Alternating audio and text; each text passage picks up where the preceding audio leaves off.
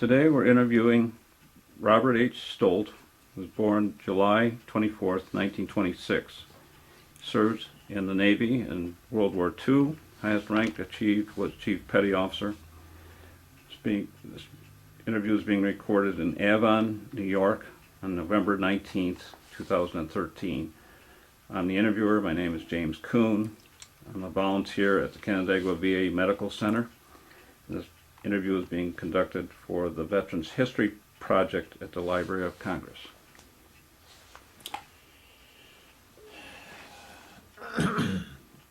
So you want me to start off with my name also? Sure. Because you edit this finally for the... There we go. I'm Chief Petty Officer Robert Stoll, U.S. Navy retired. My whole naval career, I had 31 years and a couple of months of active duty and reserve time. I'm a World War II veteran, and the Navy has been a part of my life since I was probably 14 years old. And I worked in a roller skating rink in Fall River, Massachusetts, is where we ended up when I was young because of the Depression. I'm actually born in Rochester, New York, but we ended up there. And I worked in a roller rink, and a good part of the Atlantic Fleet before the war in the late 30s was based in Newport, Rhode Island, and the sailors would come up to the skating rink, and I got to know a whole lot of Navy guys, and they were all young fellas, 17, 18, 19 years old. And so I just fell in love with the Navy, and I knew I had to get in the Navy, and I had to put in 20 years and be a Chief Petty Officer. That was my life's goal. I never thought right up to this minute of being a commissioned officer. I just wasn't interested in that. And the career worked out for me, but not the way I had planned it, and of course they never do. So having those sailors come and got to know them quite well, and then the attack on Pearl Harbor came, and those fellows all disappeared and everything, and I was only 15 then, and I just couldn't wait to get in the Navy. And but the Navy was a big part of my life because down in Newport, Rhode Island, there was a naval torpedo station. The Navy manufactured all their own torpedoes for the submarines up and through World War II, and then that was abandoned and went to contractors. So they were looking for people to work because they had to make all these torpedoes for the submarines. And even though I was still in high school, I got a job at the Newport torpedo station, and they sent me to a school down at the Newport High School, and I learned machine operation, lathes and milling machines and things like that. And then I went on the night shift at the torpedo station, and this was all in the summer of '43. And then school started, and I had planned just to quit school, and then when I was 17, quit that job and joined the Navy. But it worked out completely different for me. I got real impatient about going in the Navy, so I made a slight alteration to my birth certificate, and I joined the Navy and got in at 16 years old. I got caught and got discharged, and I got a discharge that said not recommended for re-enlistment, and I was totally crushed. But during World War II, this was in 1943, February 1943, during that time, the wartime, so many guys like me that were 16, 15, there's even one guy got in the Navy at 12 years old. He just looked older. And President Roosevelt changed that, and all those discharges were recalled, and I was recommended for re-enlistment. So when I got my 17th birthday was coming up, and I went to my foreman at the torpedo station and told him, I says, boss, I'm going to be quitting pretty soon. I'm going to join the Navy. He says, kid, you aren't going anyplace. You got a permanent dispensation to keep out of the service and work for me for the entire war. And I said, oh my gosh, I got to get in the Navy. And he said, well, are you still registered for high school? And I says, yep. He says, I can't hold you. He says, what you got to do, go ahead and join the Navy so you're ready when your birthday comes up and everything. And then when school starts after Labor Day, you go to school and then go and tell them at the recruiting station that you can't leave until after school starts. He says, then you're clear. And that's what I did. I joined up, and when school opened, I went to school and got my class assignments and everything. And I wandered around like an angel and didn't do anything for those first weeks. And I left September 15th, 1943 for Sampson, New York. And that's where the big recruit training center was. And it's now I guess, I don't know if it's state or federal, it's a park anyway. And I went through boot camp at Sampson. And that was interesting because being born in Rochester, New York, I still had one of my favorite aunts still live here. And I got to, after I'd gone through recruit training and came back waiting for assignment, I got to have a couple of Liberty weekends and got to see my aunt who I hadn't seen for years. So that worked out quite nice. Then I got orders for diesel school in Richmond, Virginia, a Class A school. And just to go back a bit, at the recruiting station, I volunteered for submarines. In boot camp, I volunteered for submarines. In Class A school, I volunteered for submarines. And after I graduated from Class A school diesel, I was sent to the amphibious base in Little Creek, Virginia, and to train to be on an amphibious ship. So submarines didn't happen. And I went through the training there and some more diesel schools and all kinds of schools and things. I've got a whole envelope full of certificates from all the Navy schools I went to and all the correspondence courses that I took. And as I said before, the Navy has always been an important part of my life. Right up until today, I'm 87 years old now, but right up until today, the Navy is a big part of my life. Everything that I've done, I had 2 years of high school and all these Navy courses and everything. And I got out of, after my World War II, my first enlistment, I got out of the Navy because I got married and we had a child, and I joined the reserves. But even the job I got was because of the Navy and all the training I had, and that worked all through my civilian career. So back to Little Creek, after I finished the amphibious training, I was sent to Charleston, South Carolina to new construction for an LSM, that's landing ship medium. And this type of ship was made specifically for the invasion of the home islands of Japan, Okinawa, and Iwo Jima. That's the only place we did. Of course, we didn't invade the home islands, but they were used at Iwo Jima and Okinawa. So I went through that ship while it was being built, and then I was taken ill and ended up in a hospital and lost that ship. And after I got out of the hospital, I was sent to receiving station in Philadelphia, and then I got sent to Dravo Shipyard in Wilmington, Delaware for the LSM 228. And I was a nucleus crew on that one, and when it was all built and everything and the whole crew came up, it was our job to teach the guys that came up where everything was in the engine room and how to run the engines and all that good stuff. And we had some schools, and then the ship was commissioned, and we did some training. There was only 2 regular Navy people on the ship. We had a chief petty officer, bosun's mate, that was regular Navy, and I was regular Navy on an enlistment. Everybody else was reserve war plus 6 months, and none of them. So I was at Dravo Shipyard, and as I said, there was only 2 regular Navy guys. Everybody else was reserve.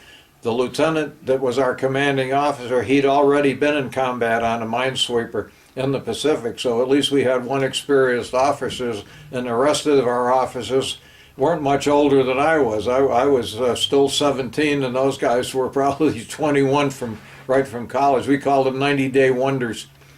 And so we had to do a lot of training to get that ship in fighting condition.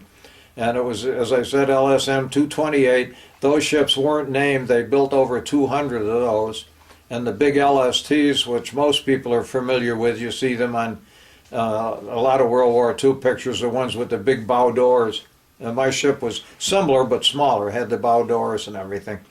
So we went all down through the Panama Canal and up to San Diego, and training. and got to be a pretty sharp crew. We did everything we had to do. And then we went from there, from San Diego, we went to Pearl Harbor.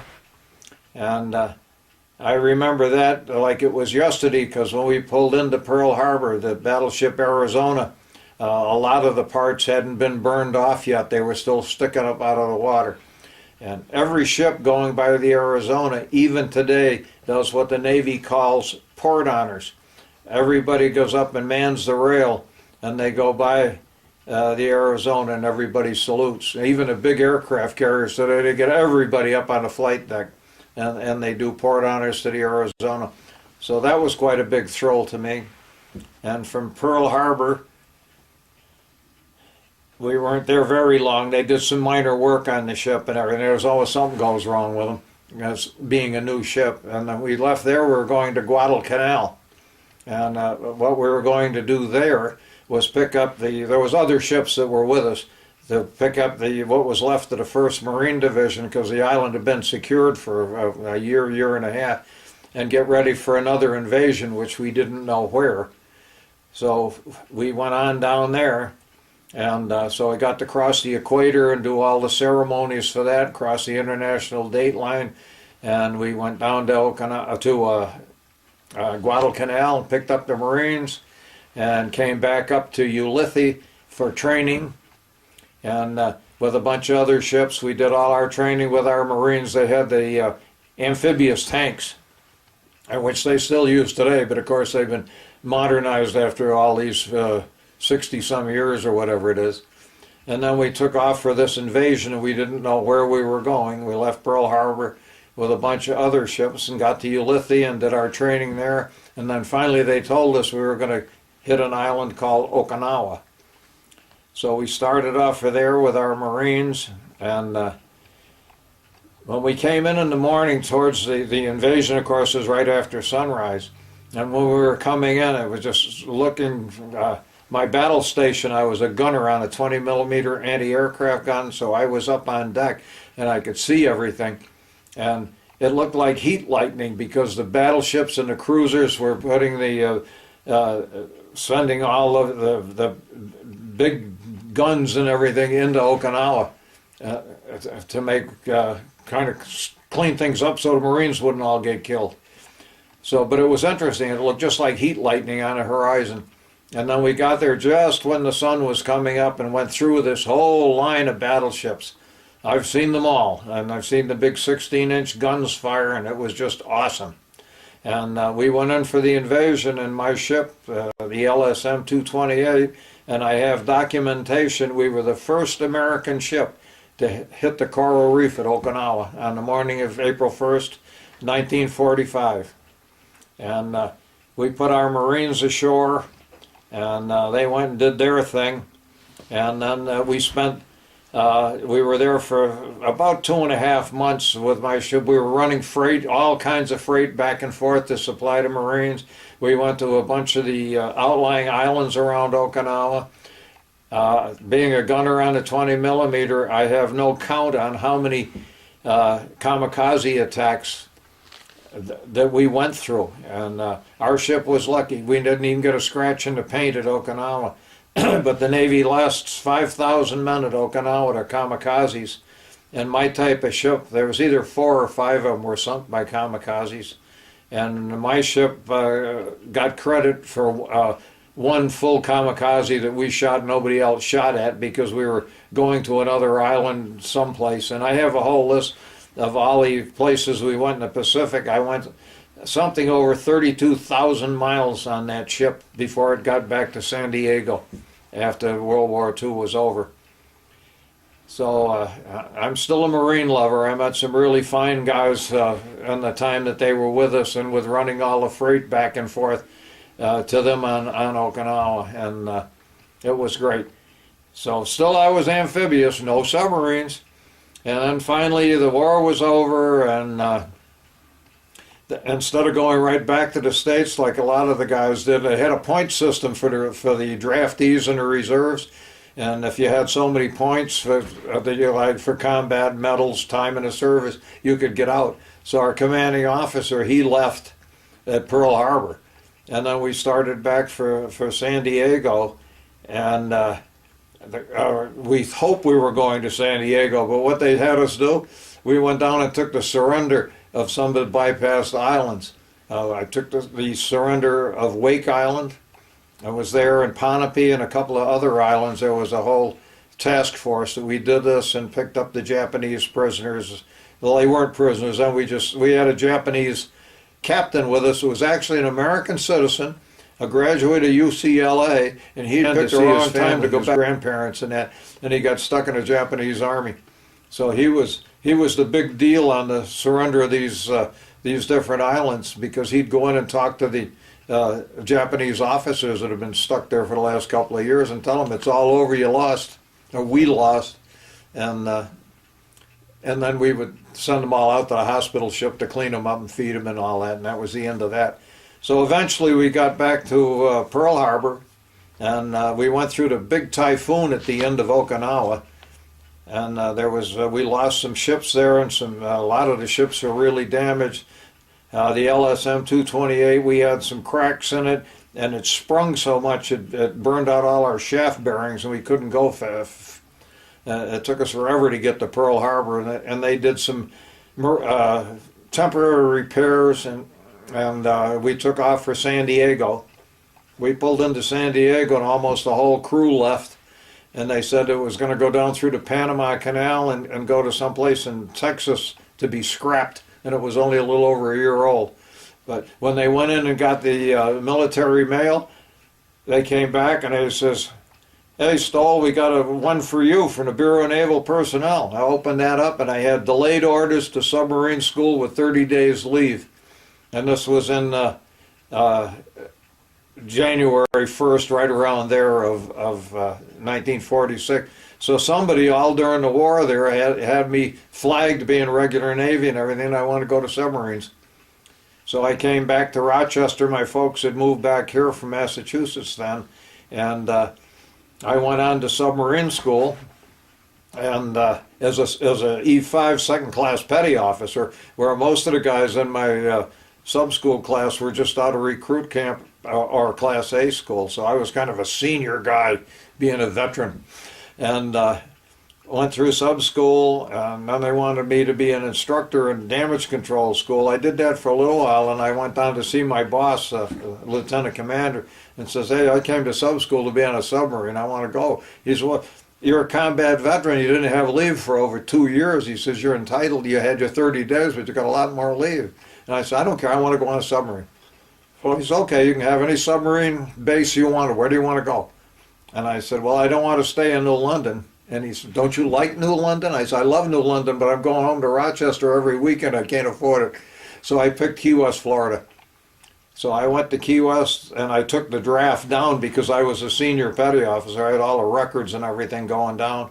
And then I went to the USS IREX. It's IREX. It's actually a fish, and it's a very rare and everything. Back in those days, all the submarines were named after fish. So it was USS IREX SS 482.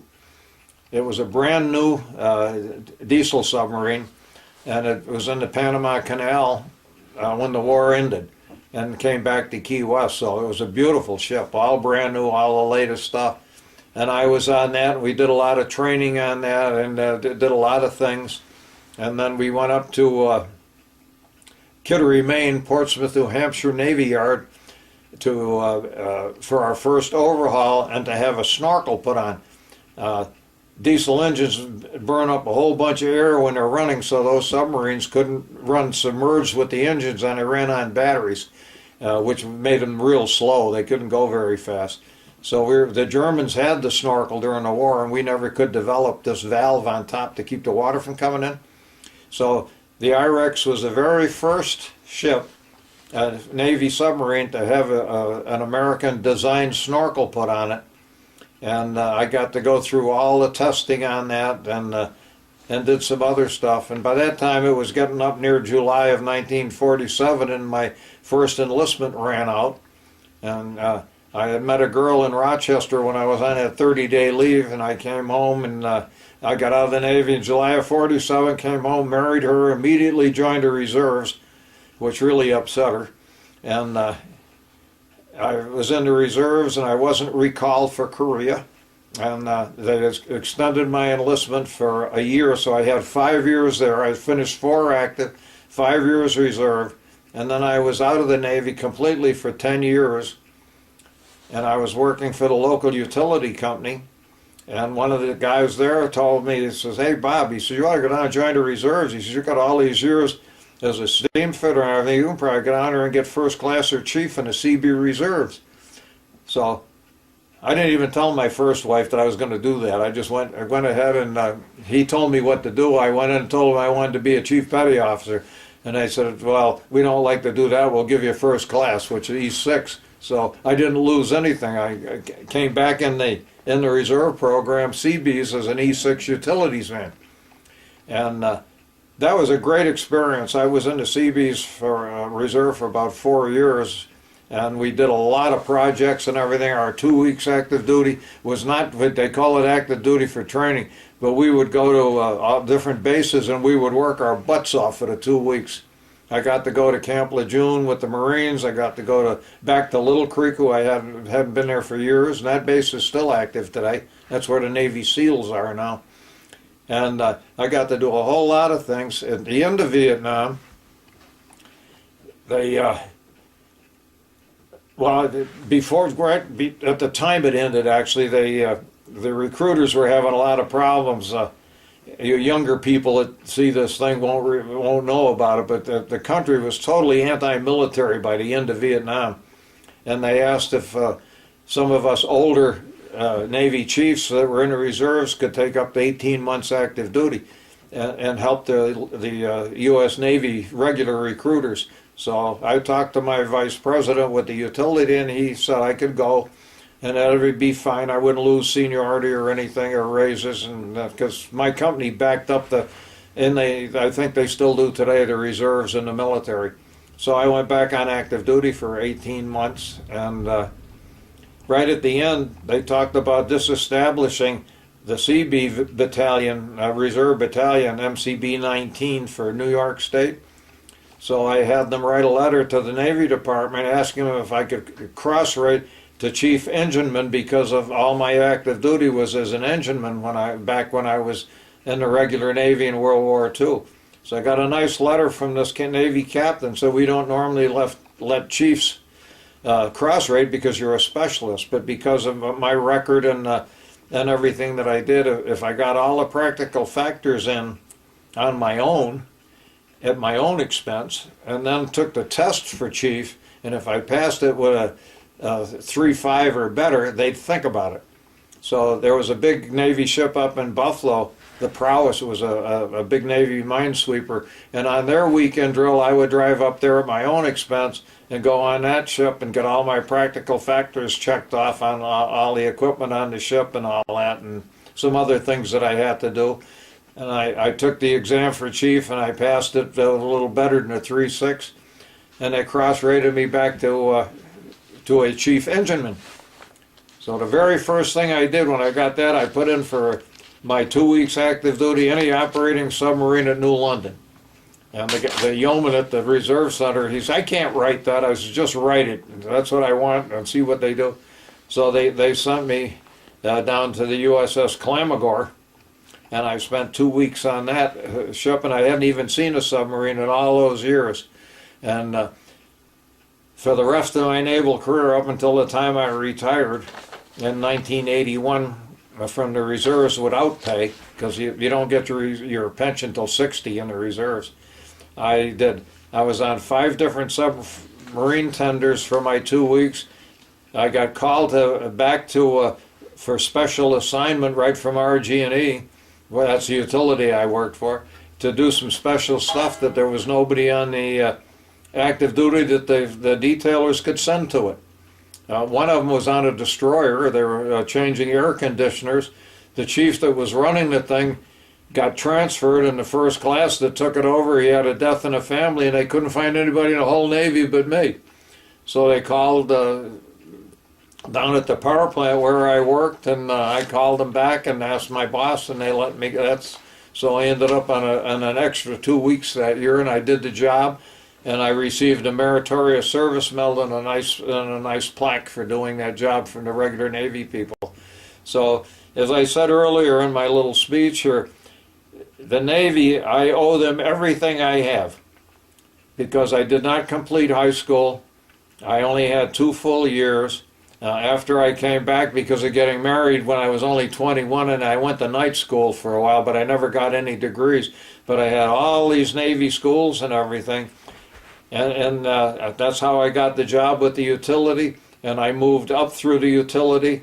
I like to tell people, back when I started at the utility at $1.28.50. That was my hourly rate, and I retired at just under $1,000 a week. And that was all due to the United States Navy. And I can't say enough of my whole life. Even my first marriage fell apart, and I met this other lady when I was at temporary active duty recruiter. And I tell people I stole her from her first husband, and she always denies it, but it's actually true. And we've been married 39 years yet, and I got to tell you, we've had a ball. We've done a lot of stuff. I was still in the reserves, and we got married, and I went away on the 2 weeks, and actually our honeymoon was one of the 2 weekers up at the sub base in New London, Connecticut. And we've done everything over the years. And again, I can't stress enough that I'm Navy, and I owe them everything. I really do. And of course, I'm retired Navy now. At age 60, I got transferred to the retired reserve with pay. So the Navy pays me now, and that's my little joke. I tell everybody, yep, I'm still in the Navy. Every month I get a check with a note saying, don't come back.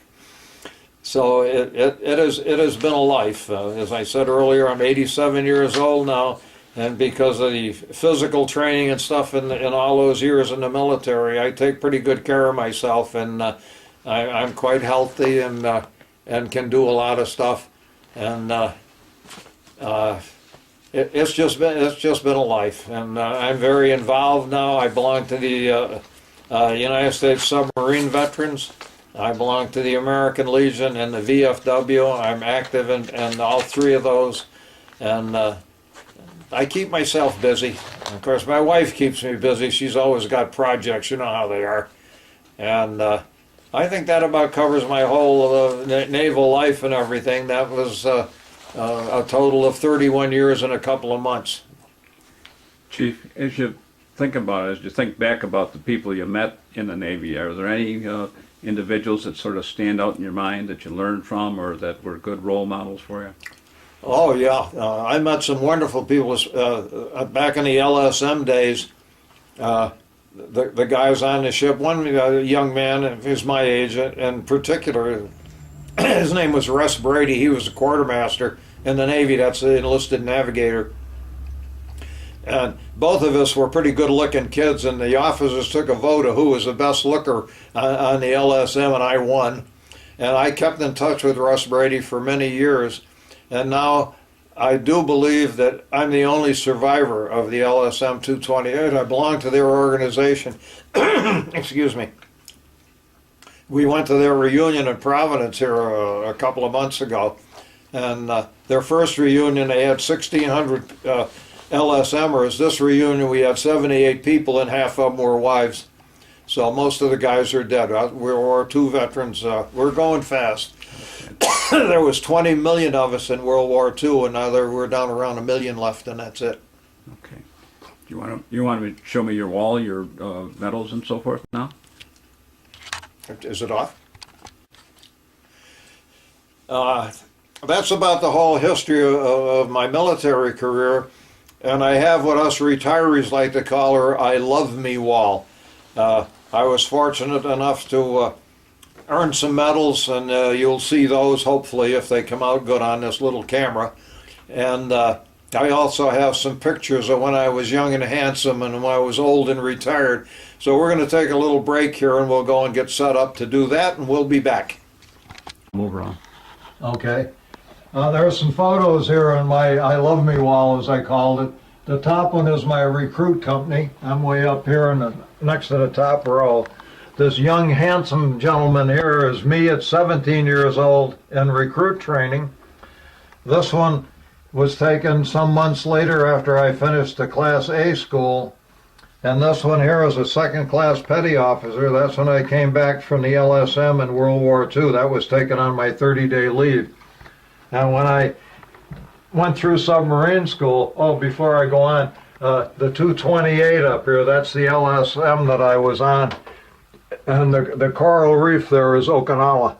During the after the invasion, we spent just about 2 months around Okinawa, shooting kamikazes and running freight. And this one is the USS Irex. After I got to Key West and got on it, that's what it looked like. And then when we came up to Kittery, Maine, and had it overhauled and the snorkel put on it, that's what it looked like. And they wanted to get the thing back to sea and test the snorkel, so the guns are still on it. Diesel submarines are still in commission. Their guns had been removed. And then after I left and went into the reserves, then they remodeled it again in a few years, and it was in commission for something over 20 years, and that's this picture here is the way it looked at the end of its life, and then it was scrapped. And you saw my beginning pictures. Here's my, in the military we call this my retirement parade. This is me when I retired in 1981 in my retirement picture. And this one is my reserve commanding officer, executive officer, first lieutenant. And that's me back here, this tough-looking chief. But I got to show you one picture here that's hanging someplace else. And this is what a tough old chief looks like. Oops, I don't want to do that. Okay. That's when I was active duty and I was a tough old Navy chief. I'm still an old Navy chief, but I'm not tough anymore. And the medals, the first one is a good conduct medal, or as we call it in the military, the I didn't get caught medal. And this is a meritorious service medal, which I have 4 awards of that one for some reason. I guess I did the job they paid me for. This is Asiatic and Pacific of World War II.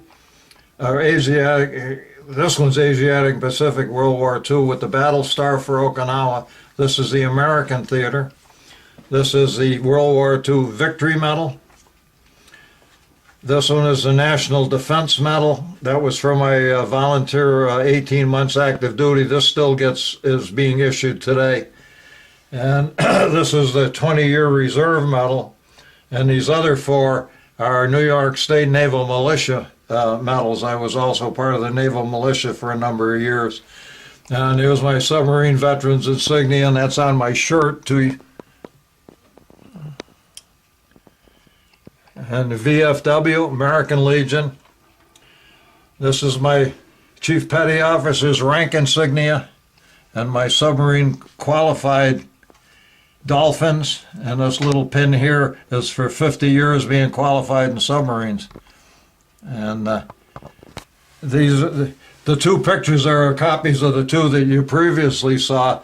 And my wife tells me when I finally die, if I do, she's going to have this hung up at one of the Legion buildings. So I told her, I says, the medals are worth $12 a piece, sell them. But Chief, anyway. Chief, I noticed something at the meeting where I met you, that each submarine sailor mentioned when they qualified. That's a big thing in the See this pin, that's a qualified in submarines pin. That's the same as the pilot wings. You don't. They just don't give you that when you finish submarine school. It took me over a year to learn that whole IREX up here and learn everything about it and go through the boat and talk it down and make all the drawings of all the systems and everything. Today with the nuclears, it's a little different because they're so complicated today that the ship's cook can't learn the whole ship, but he has to learn all the emergency procedures. It doesn't make a difference what your specialty is, whether you're a cook or a nuclear specialist, you have to learn all that stuff. And once you're awarded your dolphins, it's quite a party they have. The officer dolphins are gold. Mm-hmm. This is the reason these look so black. That's the original dolphins. Those are actually solid silver, and you can't get them like that anymore. Mm-hmm.